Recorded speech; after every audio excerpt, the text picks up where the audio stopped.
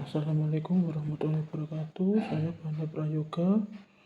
Kali ini akan menjelaskan hubungan industri dalam konteks manajemen sumber daya manusia.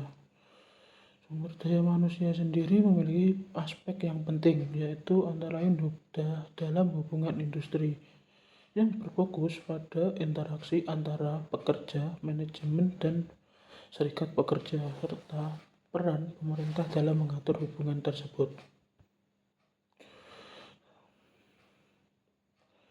Dalam dinamika ini sering diwarnai oleh konflik kepentingan yang tidak dikelola dengan baik, dapat mengganggu produktivitas dan kesejahteraan di tingkat kerja.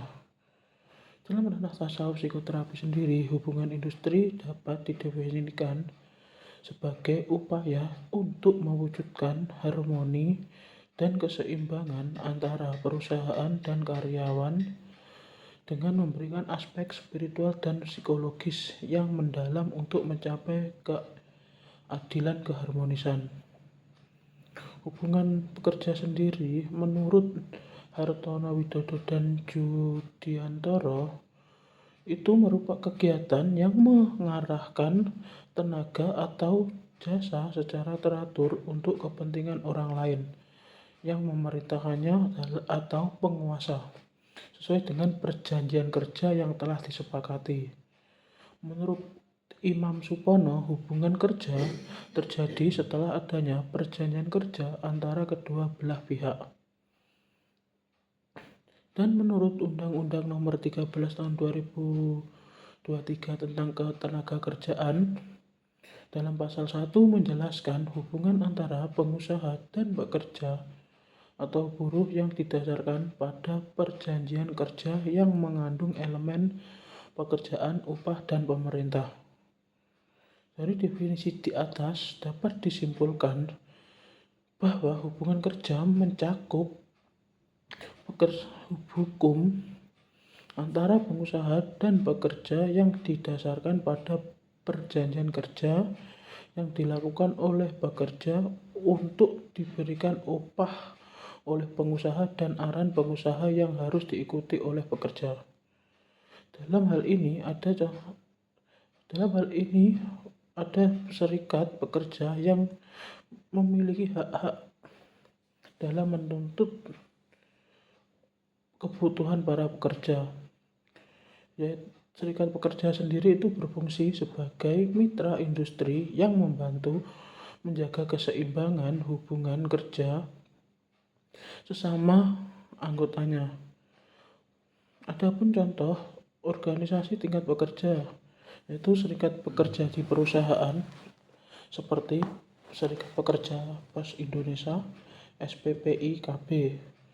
Yang kedua, Dewan Pengurus Cabang tingkat kabupaten atau kota, Koordinator Daerah atau Korda di tingkat provinsi, Dewan Pengurus Pusat atau DPP. Yang terakhir yaitu Konferensi atau Federasi Serikat Pekerja, semisal KSPSI dan SPN.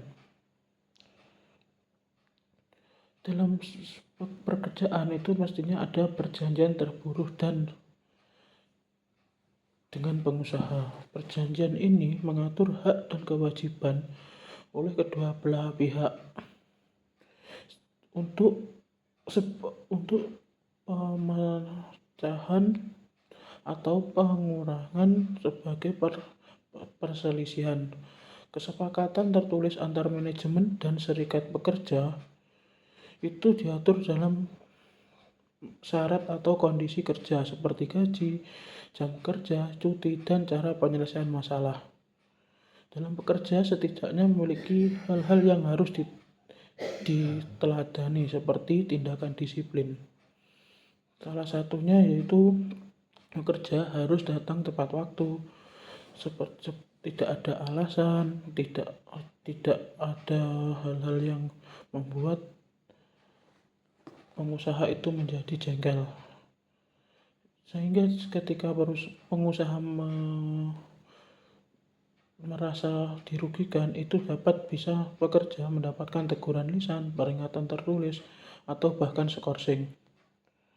Adapun dalam itu ada perselisihan perburuan atau dalam penyelesaiannya. Hal ini diatur dalam Undang-Undang Nomor 2 Tahun 2024 yaitu tentang ketenagakerjaan. Terdapat beberapa tahap penyelesaian. Yang pertama dengan perundingan bipartit atau dengan mencampur tangankan kesepakatan secara damai tanpa campur tangan pihak ketiga. Yang kedua dengan cara mediasi.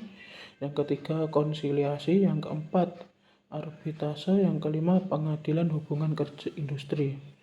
Dalam ranah tasawuf sendiri, penyelesaian ini berpusat pada konflik menjadi harmoni yang merupakan batiniah dan spiritual dengan cara pendekatan hati dan niatan suci, dialog empati dan mediasi, musyawarah berdasarkan nilai ilahi, tawakal dan penerimaan. Yang kelima, reintegrasi dan pemulihan batin. Selain itu, ada juga PHK atau pemutusan kontrak kerja.